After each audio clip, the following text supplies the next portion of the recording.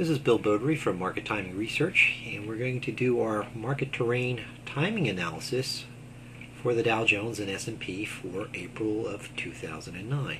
Now, this is a very unusual type of analysis. It's a timing analysis of the market through different market environments. This is what you should be doing. It's sort of reason why market timing. You can pick stocks that are likely to succeed in any time period basically by seeing, did those stocks succeed in similar monetary or economic or political environments. So what we're going to do is we're going to take a look at first the Dow Jones Industrial Average in terms of a variety of political environments, whether a Republican or Democrat is in office, and we can take a look at whether it's the president or the senator or Congress. We can look at the presidential cycle, how the market does in that presidential cycle. It's the first year of the four-year presidential cycle, so we can see how Obama would, how the market would usually work or run in Obama's first year. And then during different economic environments, such as when the inflation rate is rising or falling, or monetary conditions are bullish or bearish, capacity utilization is rising or falling, because this means different things for different stocks. Most stocks have a seasonal for the year because of the business cycle for that particular type of company. For instance, some software companies see a splurge in profits in the fourth quarter because students go back to school and they buy software. Or in the winter months, we see oil prices usually going up, and it's the same sort of thing for some stocks. So there is a seasonal tendency, and people know about this. So you don't want to bank, though, on just the seasonal tendency alone. What you want to do is you want to take a look at a particular share through a variety of economic environments, see which ones are matching the environment today, and that should tell you whether it's safer or not to buy that share, especially if you already looked at a company through some methods such as Investors Business Daily's ratings or VectorVest or Value Line ratings, where you already know it's a good share, or a weak share if you're looking to buy puts. And this type of analysis will tell you what usually happens, and sometimes it even tells you trigger dates where the market might top out for some strange reason or might go down. But we don't want to concentrate on those days exactly. It's sort of the region, for some reason, that there tends to be a seasonal tendency. And this can spot like this. Now, one of the first things we take a look at is this is the Dow Jones, and we're starting it with from 1951. It's almost 60 years worth of data. And we look at the Western and the lunar calendar. We see they both go up for the month of April. Now, we use both of these calendars because there are some countries that use a lunar calendar. So the Islamic countries, China. And you can see that sometimes explains what we call cycle inversions. It solved the mystery of cycle inversions. You can see in June there's one where one of these trends tends to go up and the other down. And if the market doesn't follow the one pattern, it tends to follow the other pattern during periods like that. Now, if we take a look at the Democratic or Republican environment for the month of April, regardless as to who's in office, April is usually an up month. And let's take a look at the last 20 years of data. Same, doesn't matter. All right, so let's go back to looking at everybody. Presidential cycle. If we take a look at a Democrat in office, which is the blue line, or the first year of a president in office, and remember this is data since 1951, we're looking at about 11 some instances of the first years in office here. We can see that the market still tends to go up, though there is weakness during the later part of the month. And you see this day here, April 14th. We're going to see that the day April 14th has a tendency throughout a lot of different stocks to be a day where the market tends to dip. Now let's take a look at the economic environment. In the inflation rate, whether it is rising or falling, and you can see both of them here, in April the market tends to go up. Not a strong correlation with the price or the pattern of the Dow Jones right now with this, but it is sort of following the rising inflation rate, but not that closely, all right? If we take a look at monetary conditions and we take a look at the correlation, sure enough, there's an 84% correlation with what the market has been doing, and this is a 6-month correlation that we look at, so you can't see the rest of it, and how the market tends to behave. And indeed, the conditions in the monetary environment are indeed bearish or negative. Even so, the market tends to go up dramatically through the month of April to May, and that's accounting for some of the strong market push that we see right now. Especially with the G20 coming up, we expect to see only good news. And you can see that regardless as to whether monetary conditions are bullish or bearish, the market tends to go up in April. If we look at a shorter term time period, still the market tends to go up in April, though we might see around April 6th, April 7th, you might have a top. The market consolidates April 14th, but this is a higher low than what we saw previous to that. So you're going to see this date a lot, that April 14th, 15th is sort of a support day for the Dow and the S&P. So put that in the back of your mind. Next, last one is capacity utilization.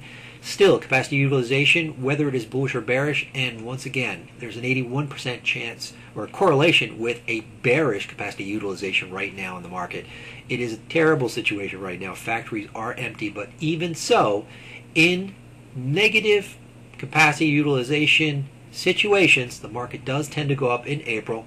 There is a little widget here around April the 16th. That's the 14th, 15th, 16th, 17th day we were talking about. And then in May, market tends to collapse. So be careful come May. That's when we have to take a look at this again and be very careful about this. What about if we look at just the last 20 years? Last 20 years of data, we also see this looks like an Elliott wave, A, B, C, a wave where come April 17th we might have a bottom. But even so, once again, the market tends to go up in either of these particular conditions. All right? Now, that's it for the Dow Jones Industrial Average. Let's take a look at the S&P and see if the S&P confirms things. Here we're taking a look at the S&P, and I've restricted this just to the last 20 years so we get a different sort of feel for the market, just to see if some people say that there's a new economic condition in the market. It's not. We shouldn't be looking at 60 years, just look at the most current 20 years. And nevertheless, we can see that even in April, the market for the S&P tends to go up. And if we take a look at the market in general using our special moving average, which is an instantaneous trend line, we've got a buy signal. And late or early in March, we also got a buy signal on the MACD, which is a lot of people what they use for market timing. We're showing a buy signal for the month of April. Now, there's a tendency April 3rd for the market to have a support, but in our case, the market is actually going up April the 3rd or whatever. It's following more the well, it's actually following the Western calendar more than it is following the lunar calendar. And that being the case, we could see that maybe, once again, April 7th, we might have a top. To around April 15th, 14th, 15th, we'll have maybe a downturn in the market. Though, once again, don't follow those days exactly. It's just giving you an indication if you're an options trader. Now, let's remove that and show the current year again. If we take a look at whether it's a Republican or Democrat in office, we can see that the market also, once again, tends to go up in the month of April. And we put our cursor here, April 8th, once again, tends to be a day where the market might start going down. And then April 15th, we might find some support. For your presidential cycle, the market tends to go up to about April 6th. April 6th and then also goes down to about April 14th or 15th. There's a slight tendency there, though I would not expect this to follow that tendency exactly.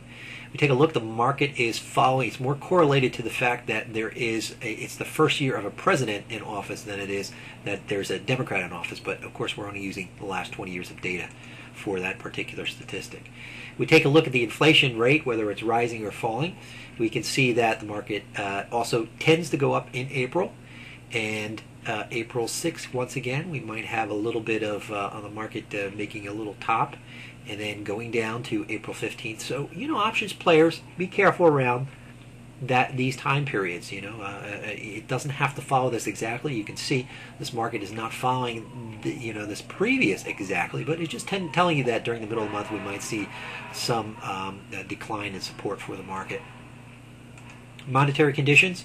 Once again, we can see that the market goes up in April. So if you are a trend player, April it is, and you can take a look at the strong trend that through May and June, July. Whether monetary conditions are bullish or bearish, that's usually what you will see. Capacity utilization. Once again, the market tends to either be flat or go up in April and all the way through May and June. So once again, whether we're looking at the S&P or we're looking at the Dow Jones, the market has a good chance of showing some sign, some type of recovery during this month of April, and we'll take a look at it again more closely in May. And you can go and you can take a look at various shares that are likely to do well during this time period. If you take a look at the Dow Jones shares, you'll see that Dupont and United Technologies are two of the shares, and Alcoa that might do extremely well. And you can look at any shares throughout the various market environments to see who's likely to do well through this market terrain timing analysis, and you can then get forecasts or recommendations for buying and selling. And this is the way you should look at market timing. You should look at market timing through reason why, environmental analysis, who tends to do well in what type of environment, and then go step right through these environments one after the other, okay, using usually as many years as possible, and then you can then see that, okay, that being the case, here's when I should bet on investing in stocks or not investing in stocks. This is Bill Beaudry from Market Timing Research. I hope this has proved useful to you.